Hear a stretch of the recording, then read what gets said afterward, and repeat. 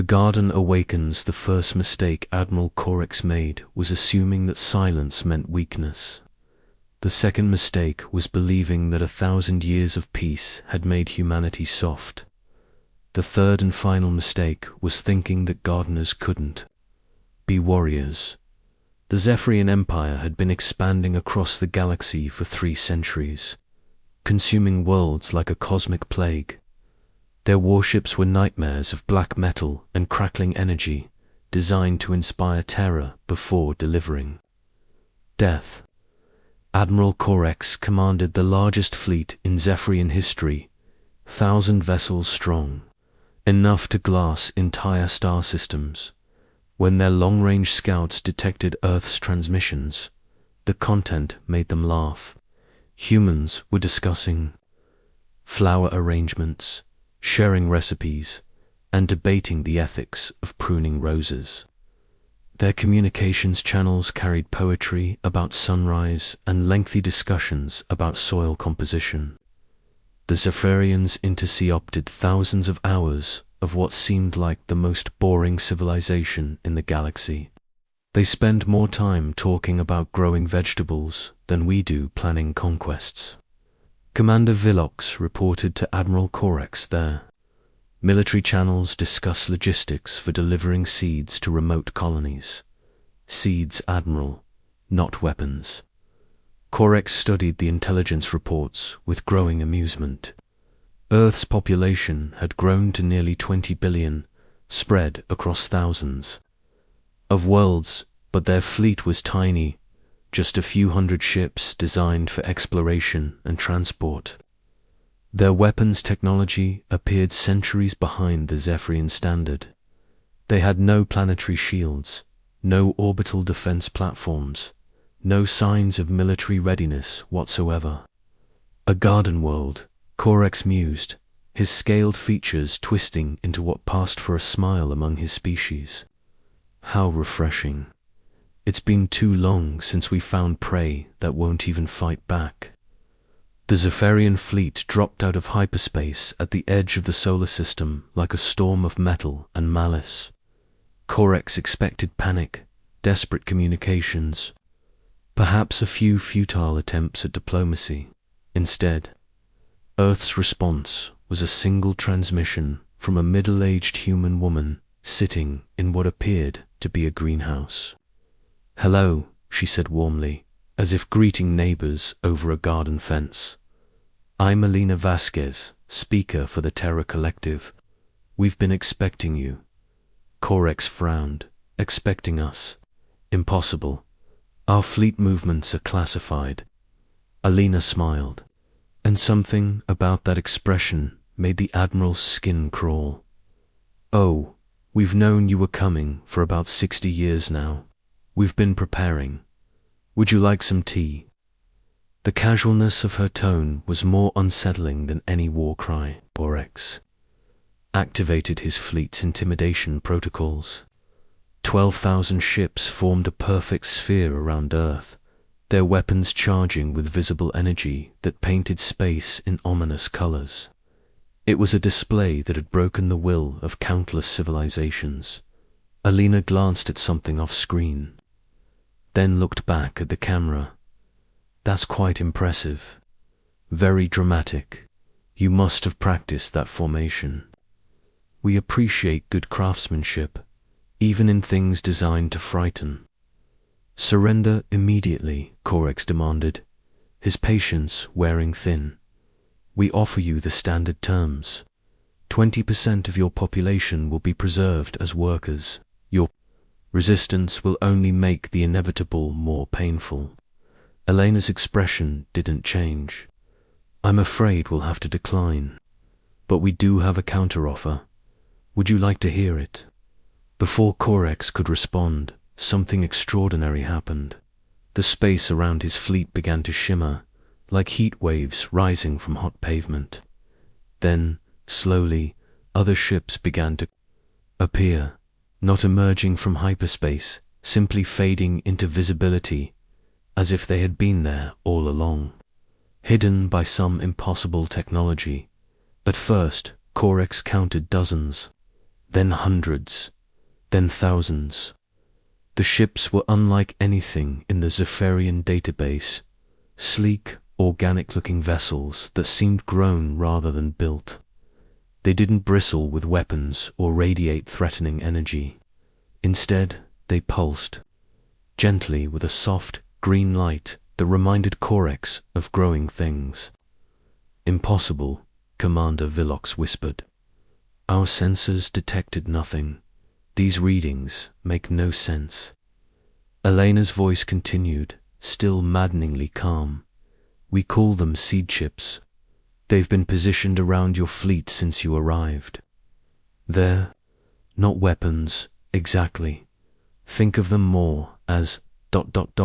gardening tools." Corex's tactical display was painting an impossible picture. The human fleet now outnumbered his own by a factor of 10. Worse, the energy readings were beyond anything he'd ever seen. Each of those gentle, green-glowing vessels was putting out power signatures that rivaled his flagship. "You were hiding a fleet," he accused.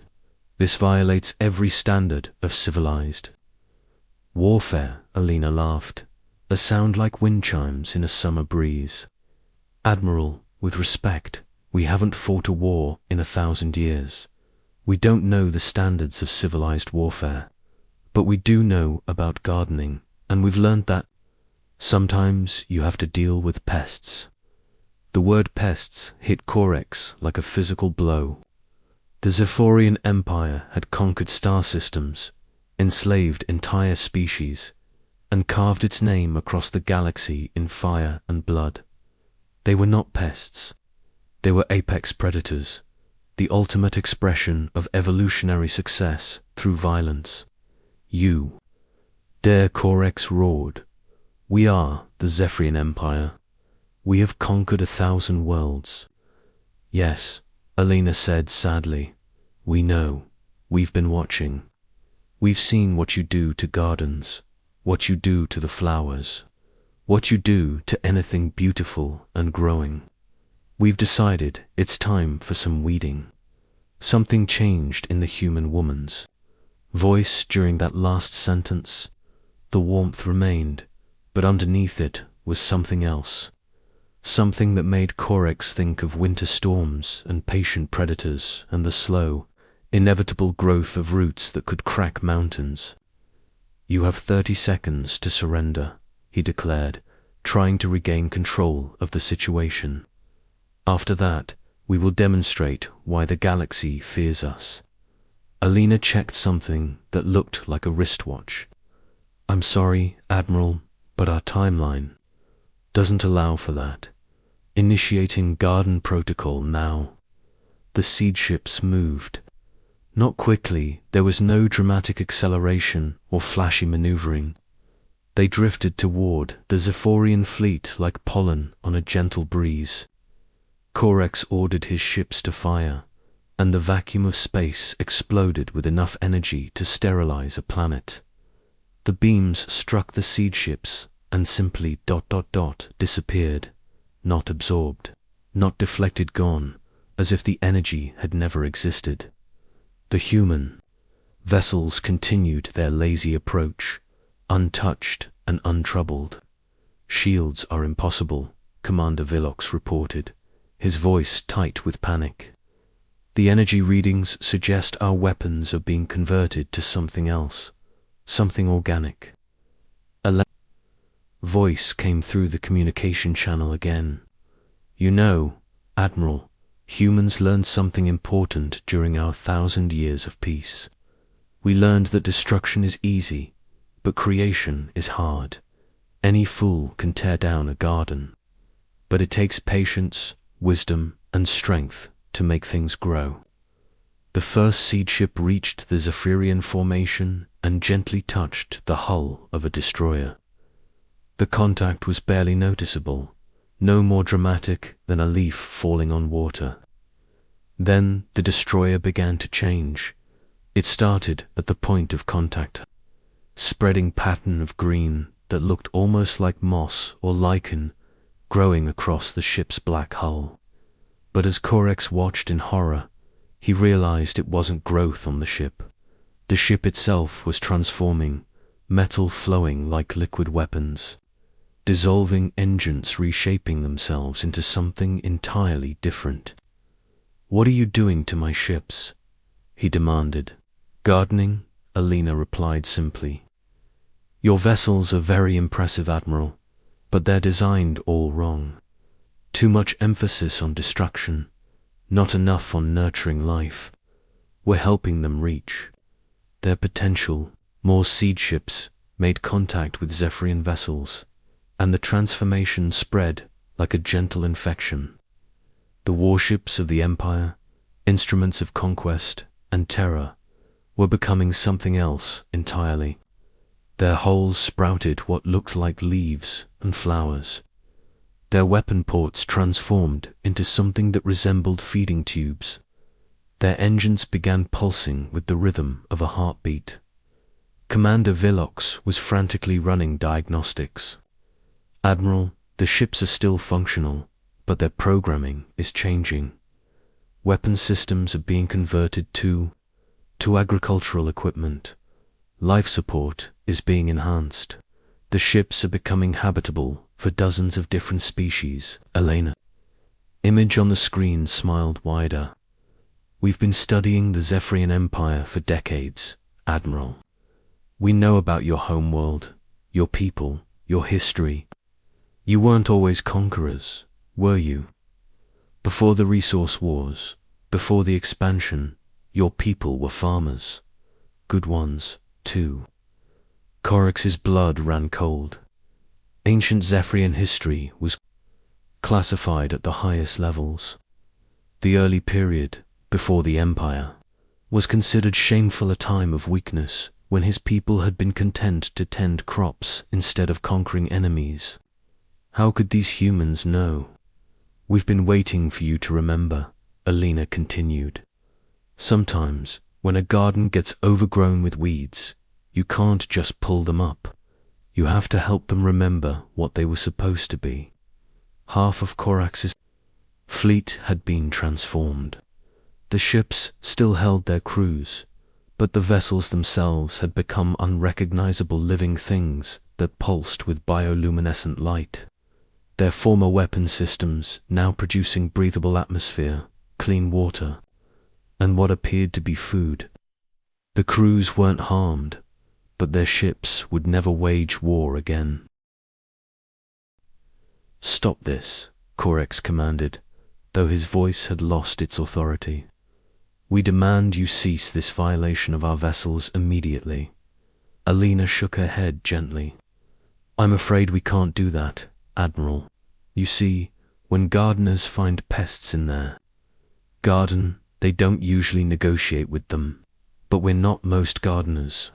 We believe in rehabilitation over extermination. Your ships are being given a new purpose, one more in line with what they were always meant to be." The transformation was accelerating. More seed ships had emerged from whatever impossible hiding places they had occupied, and they were spreading throughout the Zephyrian formation like seeds on fertile ground. Corax realized with growing horror that resistance was not only futile, it was counterproductive. Every weapon fired at the seed ships only seemed to provide them with more energy to complete their work. "What do you want from us?"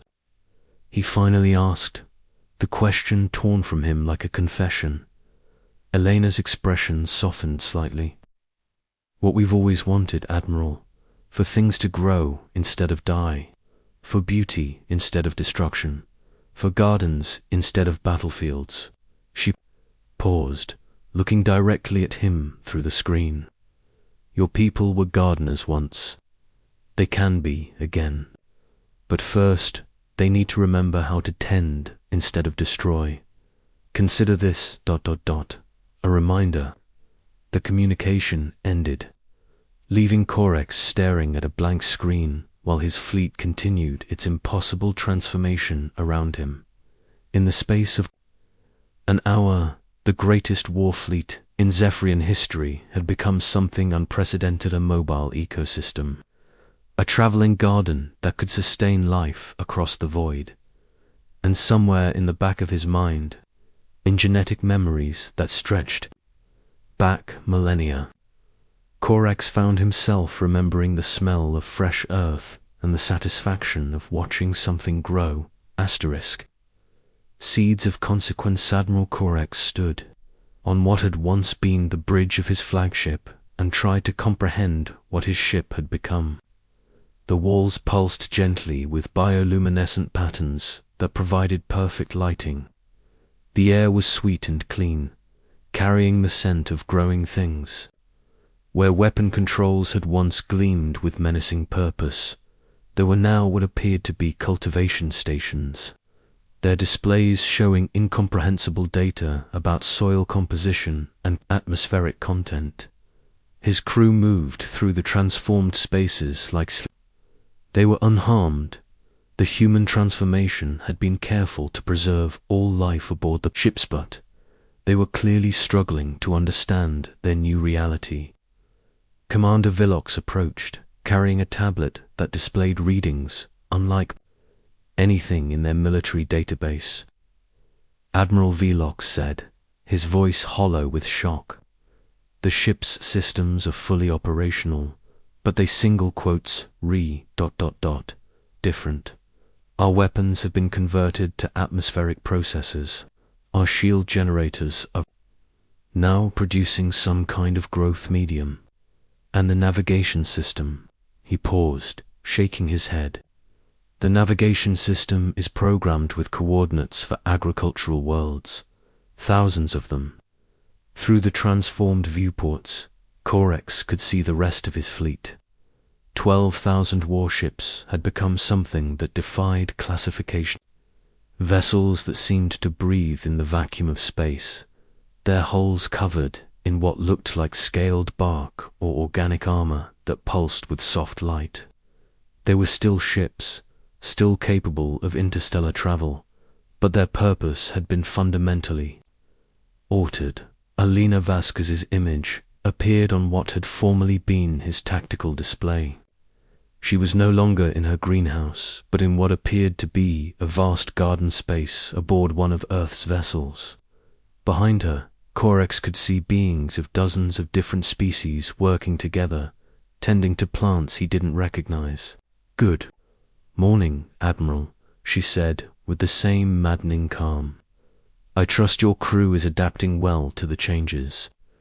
We've tried to make the transition as comfortable as possible." "Comfortable?" Corax's voice cracked with suppressed rage. "You violated our ships, our crew, our very purpose. This is an act of war." Alina tilted her head thoughtfully. "Is it? We haven't harmed a single member of your crew. We've improved your ship's life support systems, expanded their range, and given them the capability to sustain thousands of different species. We've transformed instruments of death into tools of life. In many cultures, that would be considered a gift." She gestured to something off-screen, and the display changed to show a star map. But it wasn't like any military chart Corax had ever seen. Instead of tactical positions and defensive installations, it showed streams of what looked like light flowing between star systems' organic pathways that connected hundreds of worlds. "Admiral, what do you see when you look at the galaxy?" Alina asked. "Territories to be conquered," he replied automatically. "Resources to be claimed, enemies to be defeated." Alina nodded sadly. "That's what we expected you'd say. But that's not what the galaxy is, Admiral. It's a garden. A vast, beautiful garden with room for every species, every form of life, every dream of growth and beauty. And gardens need tenders." The star map zoomed in, and Corax began to recognize some of the systems. They were worlds the Zephyrian Empire had marked for future conquest-rich planets with diverse biospheres and primitive civilizations. But according to this display, they were already connected to the human network.